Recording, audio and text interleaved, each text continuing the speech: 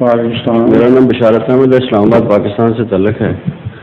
تو میں 2 مہینے ہونے لگے ہیں, 24 کو جاؤں گا میں واپس. اس طرح آئے جلسے کا ویزا تھا تو دیر سے آیا تھا, وائف بیمار ہو گئی تھی اس لیے بعد میں آیا. تو 24 کو جاؤں گا واپس انشاءاللہ. 24 تاریخ کو انشاءاللہ واپس چلا جاؤں گا. تو میں حضور اسلام آباد جماعت کی طرف سے آپ کو صحت کی بہت بہت مبارکباد پیش کرتا ہوں. اچھا جی.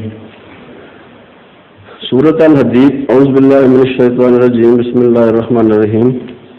ما اصاب من مصیبۃ فی الارض ولا فی انفسکم الا فی کتاب من قبل ان نبرأها ان ذلک علی اللہ یسیر.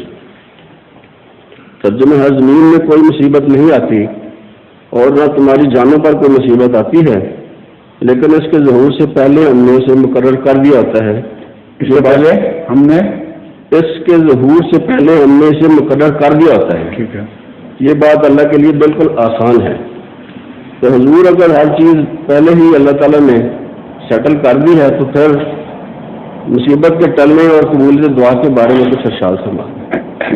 یہ 2 باتیں ہیں. ایک تو ہے تقدیر کے مطابق چیز نازل ہوتی ہے, مصیبت جو نازل ہے وہ اللہ کے حکم کے ساتھ نازل ہوتی ہے. اور ایک اس کا مطلب یہ ہے کہ اللہ تعالیٰ کو علم ہے کہ چیز کو تقدیر کے مصیبت کب نازل ہوگی اور کیسے نازل ہوگی. اور اس میں 2 مختلف پھر آگے حصے ہیں.